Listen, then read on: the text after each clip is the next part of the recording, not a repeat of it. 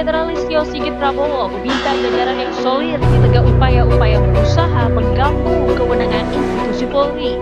Hal ini disampaikan Kapolri saat memberikan arahan dalam Rapid Polri di Gedung Tribrata, Kebayoran Baru, Jakarta Selatan pada Jumat kemarin.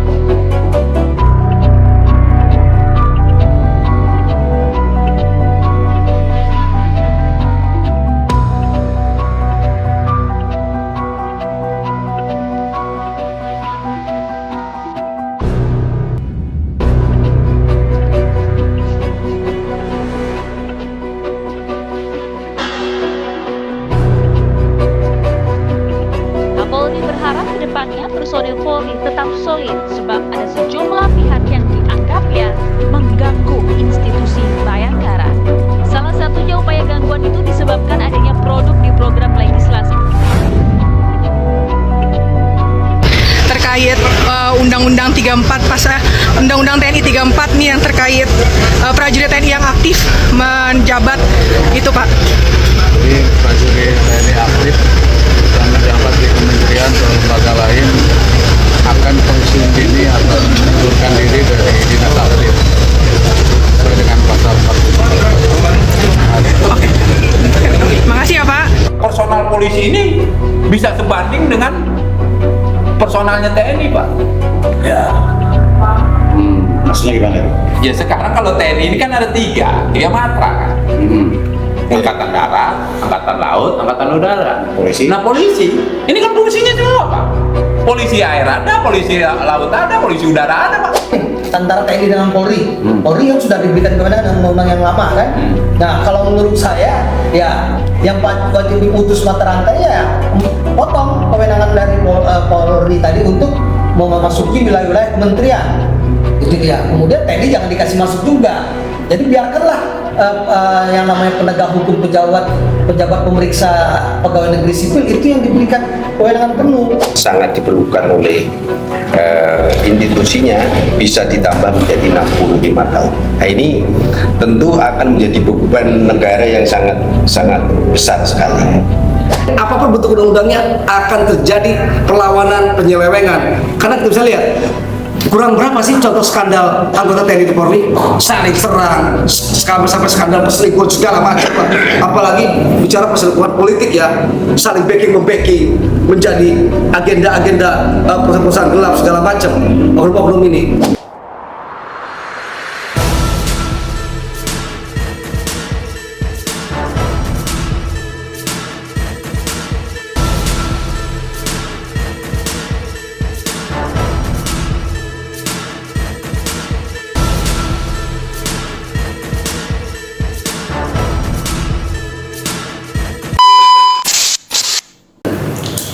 Assalamualaikum warahmatullahi wabarakatuh. Waalaikumsalam. Jumpa lagi dengan saya Suhawi di Bandit Kota News.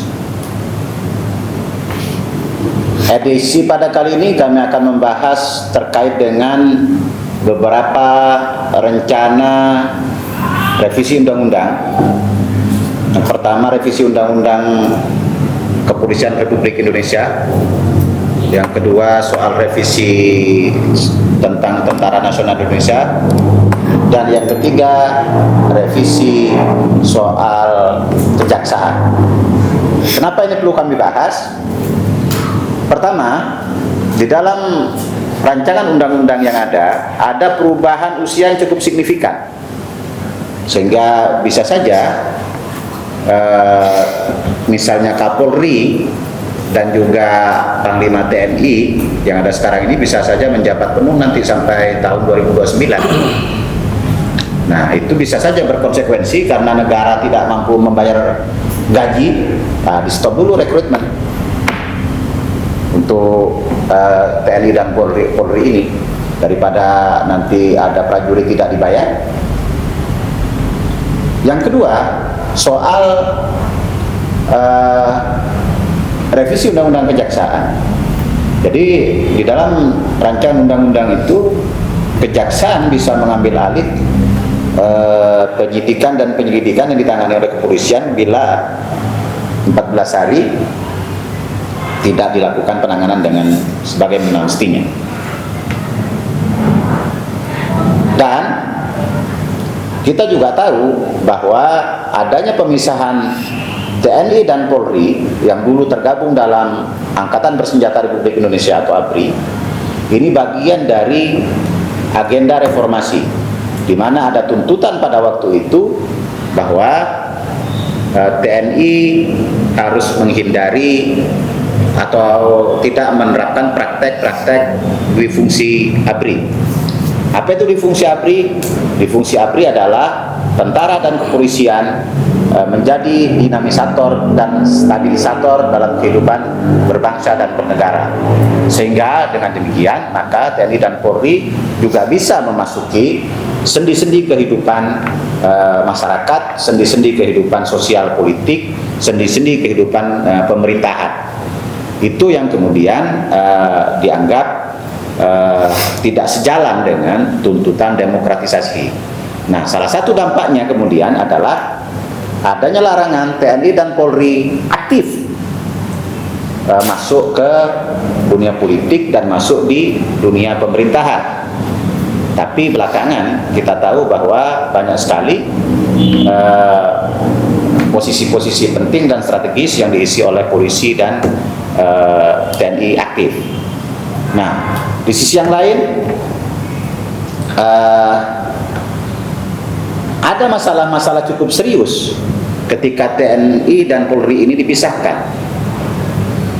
Jadi bila TNI bisa menjadi profesional, ternyata beberapa kejadian, misalnya polisi bunuh polisi atau beberapa polisi juga yang kemudian menjalankan praktek difungsi di masa lalu, atau bahkan misalnya ya kita tahu ada kasus Sambo, ada kasus Teddy Minahasa, ada kasus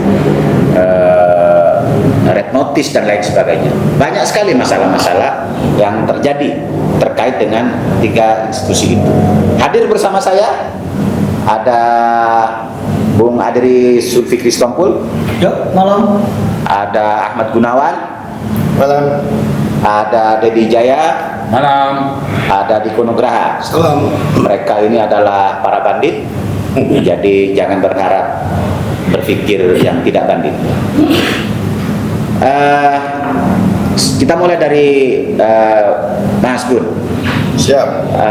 Gimana kira-kira dengan situasi rencana revisi Undang-Undang Polri dan khususnya TNI dan Kejaksaan lah ya.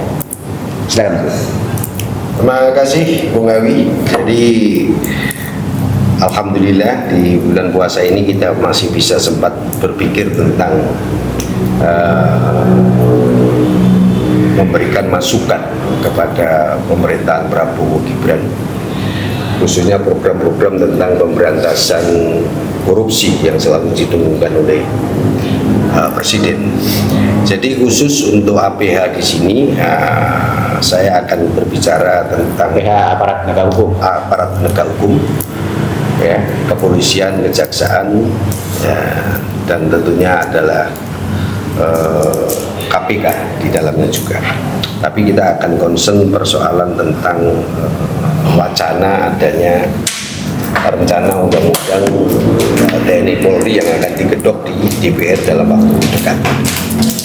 Jadi begini, dengan konsep Undang-Undang Kepolisian tahun 2002 ini ternyata sudah ada dinamisasi perubahan yang rencananya akan dibahas besok di sidang paripurna di DPR RI, yaitu tentang stressingnya adalah penambahan usia bagi anggota Polri khususnya. Mereka akan menjadi ditambahnya umur menjadi 60 tahun. Bahkan ada yang dianggap diperlukan oleh negara bisa menjadi 62 tahun. Dan ketika mereka juga mempunyai satu fungsional yang sangat diperlukan oleh institusinya, bisa ditambah menjadi 65 tahun. Nah, ini tentu akan menjadi beban negara yang sangat besar sekali.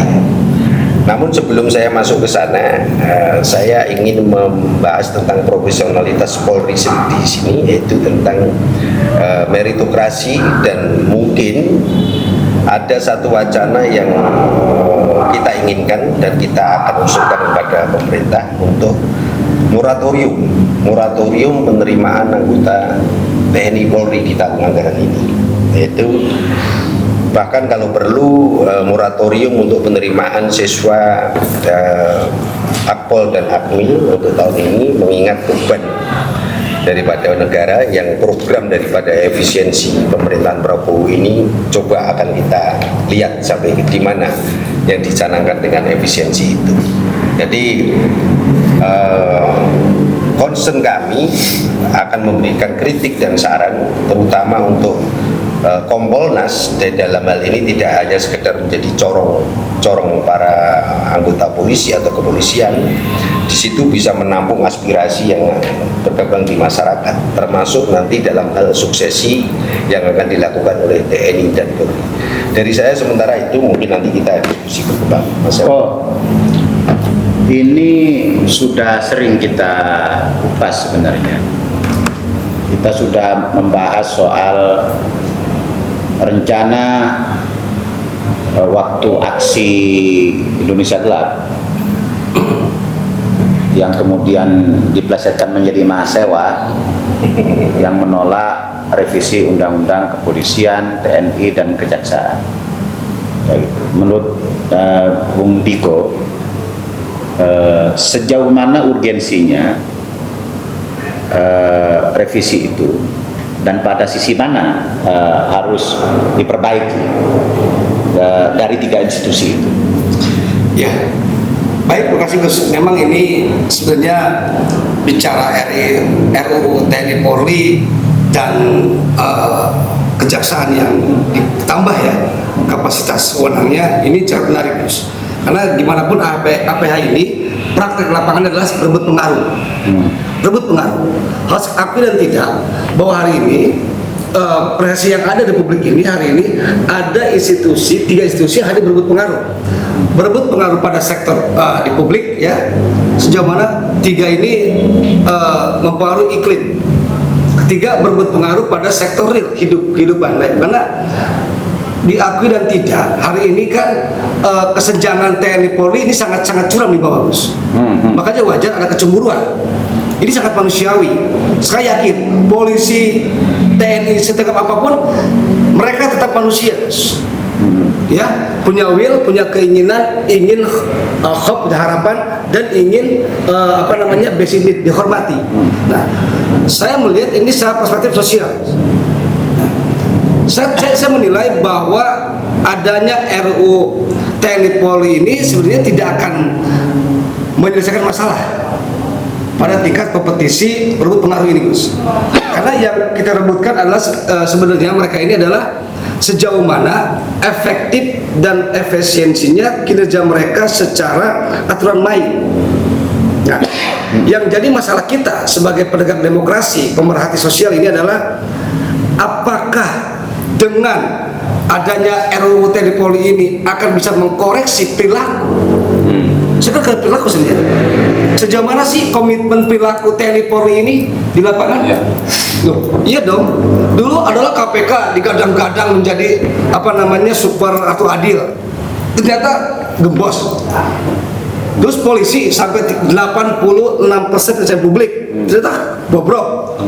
TNI punya masa lalu yang kelam, zaman era Pak Harto dulu fungsinya dengan punya otoritas penyidikan juga hancur. Ya, yang jadi bagi kita sejauh mana tidak adanya satu kekuatan apapun yang dominatif. Karena ketika dominatif, satu ada hegemoni, kedua ada eksploitatif, ketiga ada kooptatif. Nah, ini yang kita hari ini yang kita antisipasi. Jangan ada satu kekuatan apapun ini yang hegemonik dan kooptatif, karena sudah pasti nanti kedepannya eksploitatif. Nah, saya melihat kami masyarakat punya harapan baik terhadap institusi penegak hukum ini agar mencapai tatanan masyarakat yang lebih adil, lebih bijaksana. Karena selama ini kita melihat dari kasus per kasus, dari perjalanan, apalagi belakangannya hari ini Polri cukup bermasalah.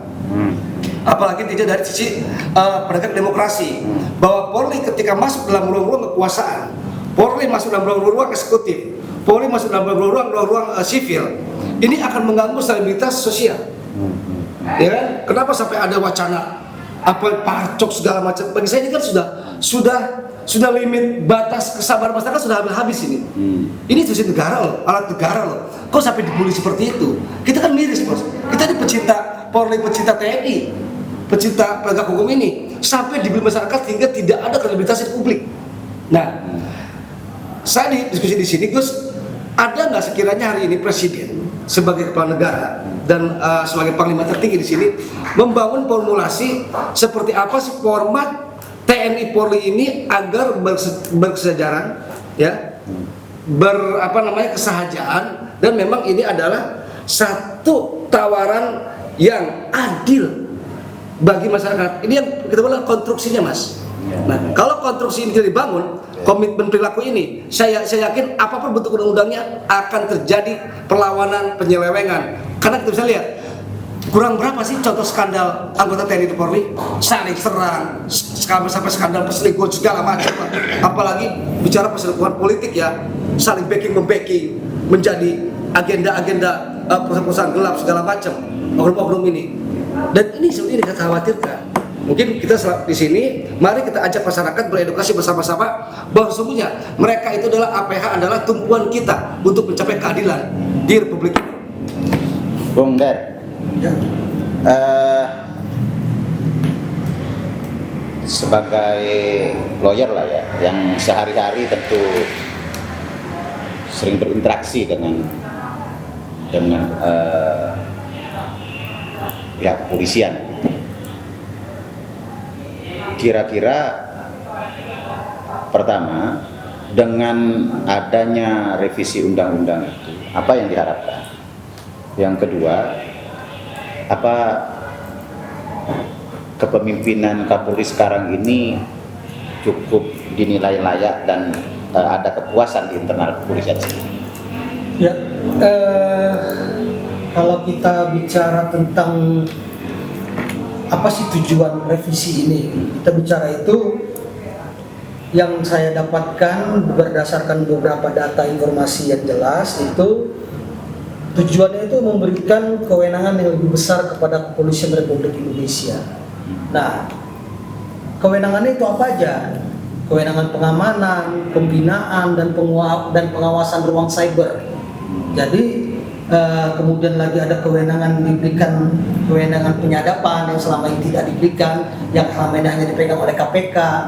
Nah, ternyata sekarang diminta untuk diberikan kewenangan itu kepada kepolisian. Ya, tujuan itu memang ada baiknya untuk mempermudah, untuk memberantas dan mengantisipasi kejahatan. Namun, dengan situasi citra kepolisian Republik Indonesia yang sangat jatuh di mata masyarakat, sehingga Kapolri sendiri pun menyampaikan dalam Rapim Polri-nya 1 Januari 2025 kemarin, ya jangan sampai Polri ini kalah dengan no viral no justice. Nah, ini kan artinya bagaimana mereka mau mengambil kewenangan lebih, tetapi mereka belum membersihkan diri mereka, belum mempersiapkan diri mereka. Itu. Nah, kemudian terkait tentang bagaimana Kapolri di mata para bawahannya, ya, ada pandangan ya. Kalau saya katakan persentase, 60% menyatakan baik, 40% menyatakan buruk. Buruknya di mana? Lemah di dalam penegasan, tidak tegas Kapolri ini, terlalu ngayun. Contoh dalam kasusnya Sambo, ngayun. Terakhir begitu udah ada desakan masyarakat, no viral justice, begitu hebohnya diserang oleh media, baru terjadi penegasan. Nah, kemudian kemarin juga kan akibat dari beberapa kasus Sambo juga viral juga kan, dinyatakan yang sudah di demosi tiba-tiba mendapatkan jabatan lagi. Nah, pada saat dia di PTDH di tingkat pertama, tiba-tiba di tingkat banding kan tidak diketahui oleh khalayak ramai. Apakah di banding itu bisa dimonitor? Itu sulit untuk memonitornya, karena untuk hakim tertinggi di tingkat banding di dalam penilaian kembali tentang pemberhentian tidak hormat tadi tingkat pertama tadi itu sumir. Jadi tergantung kepada kedekatan. Itu yang saya dapat informasinya. Jadi saya juga ngalami, klien saya itu pernah suaminya itu oknum polisi di PTDH karena kasus seksual, tetapi di tingkat banding dia di PTD di demosi gitu, di demosi sekian sekitar 10 tahun ke atas lah ya. Dengan apa? Dengan catatan yang saya dapat kabar itu ternyata ada oknum backup yang cukup luar biasa. Jadi dia pun melenggang kangkung. Nah, ini terjadi terus. Inilah saya bilang tadi kekecewaan dari beberapa teman-teman di kepolisian juga melihat yang katakanlah saya bilang kan polisi putih lah ya, yang nasibnya juga hidupnya juga pas-pasan. Tapi mereka memiliki kredibilitas dalam berkarir, mereka lihat itu. Nah, mereka menyayangkan kenapa tidak tegas. Kalau tegas sekalian, pecat sekalian, tidak ada cerita banding dikasihkan pengampunan, begitu loh. Karena proses itu sangat sudah dilihat oleh khalayak ramai, tetapi ketika sudah di tingkat banding tadi kan nggak tahu, tiba-tiba aja muncul lagi namanya, heboh lagi kan. Nah itu yang membuat rusaknya kepolisian. Nah kemudian terkait tadi yang saya sampaikan kewenangan cyber ini kan bertentangan dengan ketentuan Undang-Undang Perlindungan Terhadap Data Pribadi. Jadi di Undang-Undang Nomor 27 Tahun 2022 itu data pribadi itu kan harus dilindungi. Nah kalau diberikan kewenangan cyber ini maka dengan mudahnya akan mendapatkan data pribadi tadi. Sementara dengan undang-undang itu sendiri data pribadi kita banyak yang bocor kok. Nah itu seharusnya polisi jangan lambat dalam untuk mengejar siapa pelaku pembocoran itu. Sekarang kan tidak jelas siapa pelakunya, tersembunyi kan, atau siapa penjualnya. Nah siapa penjualnya kan tersembunyi. Nah kemudian terkait terhadap penyadapan dan intelijen, selain dia bertentangan dengan kewenangan KPK, juga bertentangan dengan kewenangan yang di tangan Badan Intelijen Negara BIN atau Badan Intelijen yang di tentara TNI BAIS. Nah jadi kan sinkronisasi ini kan nanti akhirnya laporan yang diterima oleh Presiden dengan 3 laporan yang tidak sinkron itu bahaya. Kan Kejaksaan punya intel juga kan? Nah intelijen, tapi kan intelijen ini secara kasuistis terhadap hal-hal tertentu saja, tidak memiliki kewenangan langsung tangkap. Kalau kepolisian diberikan kewenangan untuk melakukan kebebasan untuk intelijen, dia bisa kewenangan langsung tangkap. Kalau BIN nggak bisa, BIN jemput, antar. Setelah mereka interogasi, mereka antar ke kepolisian. Tetapi kalau polisi kan semuanya. Jadi dia memang memiliki kewenangan penyelidikan, kewenangan penyidikan. Nah, ditambah lagi dengan kewenangan intelijen. Yang selama ini Mbak Intel kan sudah ada, tetapi kan hanya sekadar mengumpulkan data, menginformasikan, dan itu diberikan kepada Kapolri, kemudian kepada institusi lainnya yang berkepentingan. Itu dia. Nah, terkait kepada tadi masa pensiun itu juga berbahaya. 60 dinaikkan dari 58. Bagaimana mau regenerasi? Nah, apa perlu lagi terjadi seperti peristiwa Listio Sigit potong 4 generasi? Kalau ini diperpanjang lagi, habis lagi generasi bawahnya. Akhirnya nanti kan ya presiden sendiri pusing, akhirnya harus potongnya bukan harus potong lagi 4 generasi, bisa 10 generasi dipotong oleh presiden nantinya. Itu dia, itu yang berbahayanya. Nah, jadi generasi menjadi lambat ya? Iya, itu dia.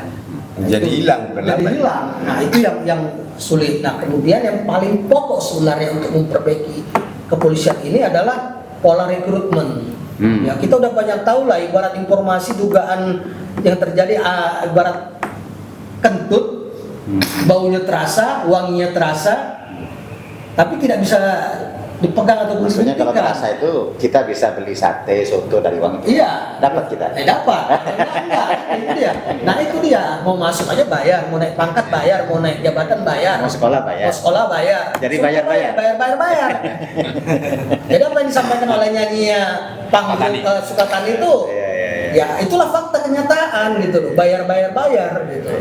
Nah ini yang harus dicamkan juga. Nah pertanyaannya, walaupun disukai 60% di internal, apakah problematika yang demikian kompleks di institusi kepolisian dengan Kapolri yang sekarang? Sulit.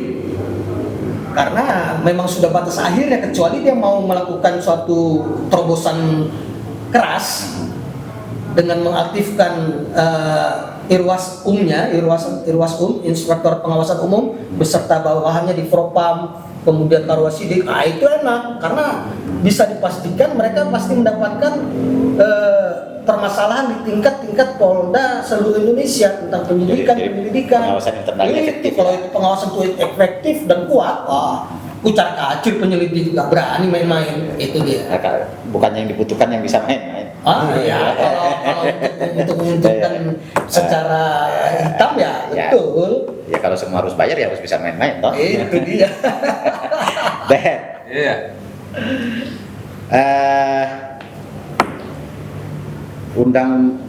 Undang-undang ke TNI itu kan sekarang itu mengatur operasi perang dan operasi militer selain perang ya. Itu. Nah, kita tahu bahwa sebenarnya selama reformasi ini, dan menurut saya yang paling konsisten melakukan mereformasi dirinya itu adalah TNI ya. TNI. Ya. Jadi menurut saya cukup konsisten, menjadi profesional, terus ya misalnya beberapa perwira-perwira yang mau masuk ke panggung politik, pensiun dini dan lain sebagainya. Tapi kan godaan-godaan itu selalu ada. Selalu ada. Iya. Nah, kira-kira apa yang harus diperbaiki dari TNI kita tercinta? Iya, mungkin saya awali gini, ada satu slogan kayak gini. Kita reformasi itu, kita teriakan hapus difungsi ABRI. Tapi pasca reformasi kita tutup mata dengan multifungsi. Multifungsi Polri itu. Nah artinya dua fungsi kita tolak, multifungsi kita terima. Tutup mata gitu. Benar tadi dibilang bahwa pasca reformasi itu yang serius masuk barak adalah TNI kan, dia profesional, jadi ini gitu. Cuman kan hal yang tadinya pada zaman Orde Baru itu TNI ada di wilayah-wilayah yang masyarakat sipil, kemudian kan di take over oleh polisi ya fungsinya. Jadi kita lihat ya sekarang yang terjadi. Di sini kita tidak pelototi multifungsi ini. Kan gitu. Semua kan ada polisinya. Ya kan, polisi air lah, polisi udara lah, Polisi Pamung Praja. Kan gitu ya, polisi narkoba lah. Kan kira-kira gitu ya. Interpol lah. Lalu kok pada akhirnya kita harus berpikir kok ini polisi menjadi dalam tanda petik ya, kok fungsinya kayak seperti sama ABRI di zaman Orde Baru. Ya kan gitu. Sementara ABRI sudah terhapus ya kan, ada TNI, ada ini gitu ya. Hari ini TNI sudah cukup bagus kan gitu ya. Cuman kan memang kalau kita melihat satu institusi mana yang bisa katakanlah menggarap kekosongan yang pasca reformasi itu diisi oleh polisi.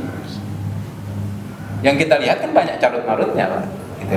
Kalau tidak carut marutnya, saya ambil contoh gampang sederhana ya. Narkoba. Udah diputuskan itu adalah ekstra kan, dibikinlah BNN. Kalau memang polisi ini jelas di sini mengatasi, dia nggak perlu lagi ada direktorat lain, karena overload dong. Ya. Kita udah bentuk BNN, kan gitu kan? Itu satu. Kemudian nanti jangan sampai dengan adanya badan baru, badan lama masih ada, kemudian sering jumpa. Saya jumpa gitu loh. Nah ini kan jadi atau adu balap. Adu balap. Pertama, yang jelas pemborosan, overload. Yang harusnya ini udah ditanganin BNN, kemudian institusi Polri itu menangani yang lain di luar BNN. Ini kan udah jelas gitu loh. Nah sementara BNN ini harus polisi bukan? Nah ini yang harus dirumuskan. Yang pertama, yang pokoknya adalah fungsi polisi itu harus dipertegas. Gus, ini kan kalau dibiarkan begini kan, penafsirannya adalah ketika polisi ngambil semua wilayah itu, ya kan, BNN, kemudian anti teror, Tipikor, KPK kan yang bersentuhan langsung ini ya, terus kemudian di perairan, di laut, udara. Mana sebetulnya tugas pokok polisi? Ini yang pasca reformasi kita tidak mengawal undang-undang Polri ini. Kan polisi ada di bawah presiden. Apakah itu perlu di bawah kementerian? Nah, sebetulnya masalah di bawah atau tidak itu kembali kepada fungsi. Contoh, misalnya sudah fungsinya jelas mengayomi masyarakat, apa tracknya gitu. Kan kita gampang saja. Ini kita menggeser fungsi LLAJ ke perhubungan aja, Bos. Ini susahnya bukan main. Ya. Ini jelas aturannya kan ada di perhubungan. Jadi hari ini beban Polri ini terlalu banyak. Tapi masih kita ada polisi lalu lintas. Gitu. Nah, ini yang harusnya kalau memang revisi undang-undang itu harus mempertegas wilayah polisi itu di mana. Kan gitu kan, ketika sudah dibentuk satu badan, lu nggak ada lagi dong ini. Bubarkan. Kemudian kan isi di BNN ini apakah harus polisi? Kemudian di anti teror juga apakah harus polisi? Apakah tidak bisa TNI masuk di situ? Kan ini harus ini kan sementara ini lintas negara, Pak. Kayak BNN anti teror itu kan lintas negara. Ada keamanan, ada pertahanan yang menyangkut di situ. Nah, ini yang harus dipertegas di undang-undang baik di TNI maupun Polri, sehingga ketika TNI juga misalnya dia menjadi, katakan ya, dan tanda praktisnya nanti dia menjadi katakan kepala BNN itu dari TNI misalnya. Nah, itu harus jelas undang-undangnya itu gitu. Jadi tidak hanya polisi di situ, kemudian anti teror. Kalau kita lihat secara logikanya kan di anti teror bisa sah-sah aja TNI masuk di situ. Betul. Ya kan? Ada soal keamanan, ada soal pertahanan.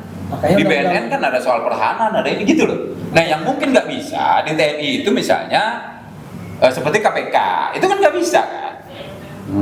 Kan gitu kan? Ini Tapi kan tidak harus polisi, bisa saja. Tidak harus polisi, tidak harus bisa juga kejaksaan. kontraktor masuk situ. Iya, Kan itu yang tahu cara ngitung semen. Cara ngitung semen. Bukan, ya kan? Nah, itu yang saya lihat maksudnya lebih kepada inti masalahnya. Kalau kita mau ngadopsi, ini polisi ini mau versi kita gaya apa?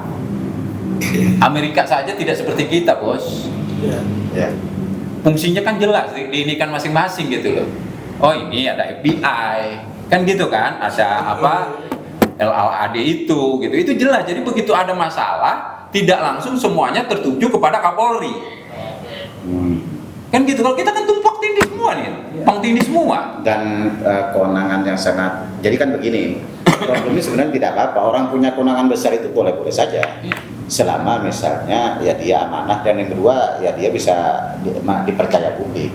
Iya, kalau itu kalau kita kan berbicaranya sistem loh. Ya. Ini bukan personal dulu nih. Ya. Sistemnya kan harus kita ini kan. Kalau bicara kayak gitu kita selesai. Kalau bicara ukurannya moral, kita angkat ustadz, kita angkat orang moralnya yang baik, di sistem yang buruk pun kan dia bisa terbawa buruk, Bos.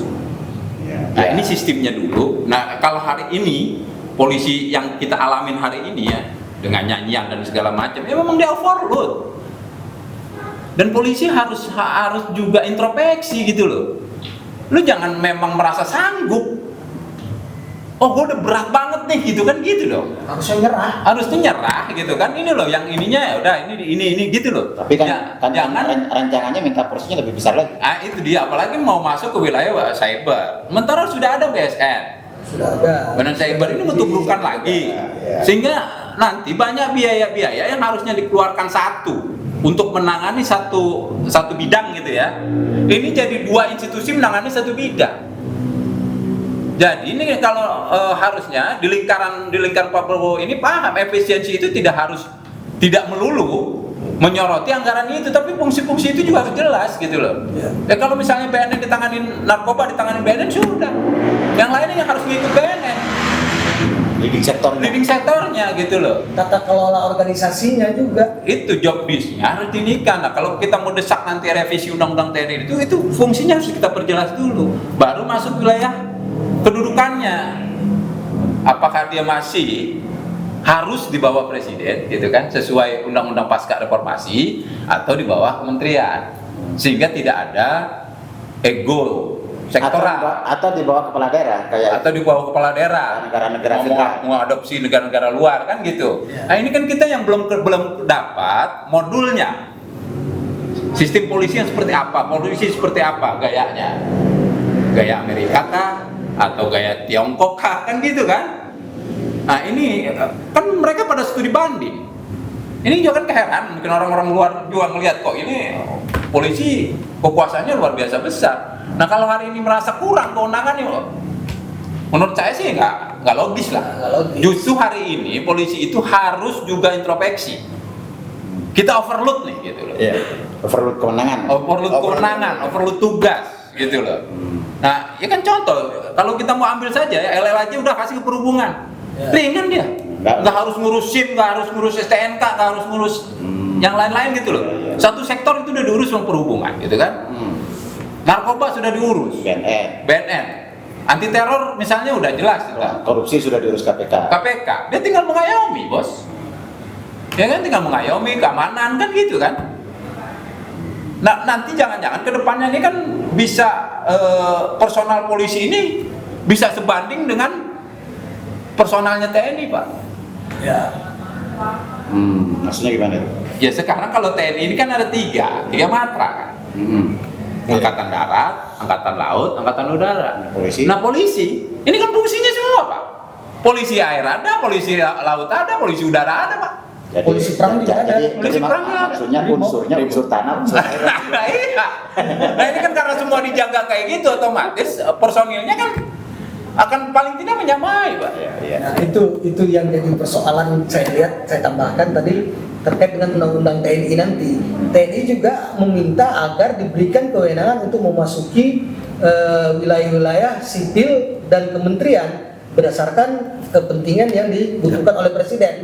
Nah, bentar dulu. Nah, ini antara TNI dengan Polri. Polri kan sudah diberikan kewenangan dengan undang-undang yang lama kan. Nah, kalau menurut saya ya yang wajib diputus mata rantai ya potong kewenangan dari Polri tadi untuk memasuki wilayah-wilayah kementerian. Itu dia. Kemudian TNI jangan dikasih masuk juga. Jadi biarkanlah yang namanya penegak hukum, pejabat pemeriksa pegawai negeri sipil itu yang diberikan kewenangan penuh. PPNS tadi, penyelidiknya. Ya pun kalaupun mau direvisi Undang-Undang Polri itu pertama, ketika sudah dibentuk badan extraordinary PEM ini, seperti BNN, BNPT, ini sudah tidak boleh ada lagi direktorat yang sejenis ini di polisi itu. BNS, BNPT, Sandi Negara, Siber Sandi Negara. Itu ada cyber gitu loh. Nah ini harus terlepas dari beban itu, karena dia udah setingkat BNPT terorisme. BNPT ada yang BSSN. BSSN yang apa namanya badan itu. Nah ini minimal ini tidak lagi menjadi bagian dari institusi Polri, gitu loh. Udah tersendiri perekrutannya. Kepalanya ini atau ininya itu udah boleh rekrut dari di luar dari polisi, gitu. Sehingga tidak overload gitu loh. Harus dikurangin fungsi-fungsinya itu. Pemirsa, jawaban hari ini atau kebijakan hari ini atau keputusan hari ini merupakan jawaban dari masalah kemarin. Dan apa yang kita lakukan hari ini berkonsekuensi terhadap esok hari.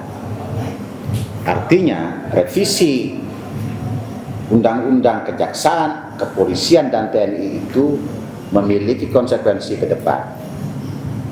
Pandangan, masukan, dan pertimbangan-pertimbangan menjadi sangat penting untuk dirumuskan, bukan hanya menyesuaikan dengan selera. Dari reformasi mengamanatkan bahwa ada domain TNI yaitu pertahanan dan ada domain Polri yaitu untuk keamanan dan ketertiban masyarakat. Domain kejaksaan. Nah, demikian juga dengan kejaksaan sebagai alat negara untuk melakukan penyidikan dan penuntutan di pengadilan. Oleh sebab itu, kita harus memetakan pada sisi mana kewenangan itu beririsan. Apakah dari TNI, Polri, dan Kejaksaan pun termasuk dengan badan dan lembaga-lembaga yang ada. Pada sisi mana kepolisian beririsan dengan BNN, urusan narkoba, Apakah masih perlu ada polisi di situ? Atau dipercayakan ke BNN? Pada sisi mana beririsan dengan Badan Intelijen Negara? Pada sisi mana beririsan dengan BNPT? Pada sisi mana beririsan dengan Badan Cyber dan Sandi Negara BSSN? Pada sisi mana beririsan dengan KPK? Pada sisi mana beririsan dengan Interpol? Pada sisi mana beririsan dengan Polairut? Pada sisi mana beririsan dengan polisi hutan? Pada sisi mana beririsan dengan polisi Pamung Praja? Dan pada sisi mana beririsan dengan polisi cepat? Kita harus cermat soal itu. Jadi revisi itu dibutuhkan, tetapi kita juga harus jelas mana beban yang harus ditambahkan, mana kewenangan yang harus ditambahkan, dan mana kewenangan itu yang harus diikhlaskan. Karena negara demokrasi itu ada tugas, ada wewenang, dan ada tanggung jawab. Demikian Bandit Kota, sampai ketemu lagi pada edisi berikutnya. Wassalamualaikum warahmatullahi wabarakatuh. Laju persaingan.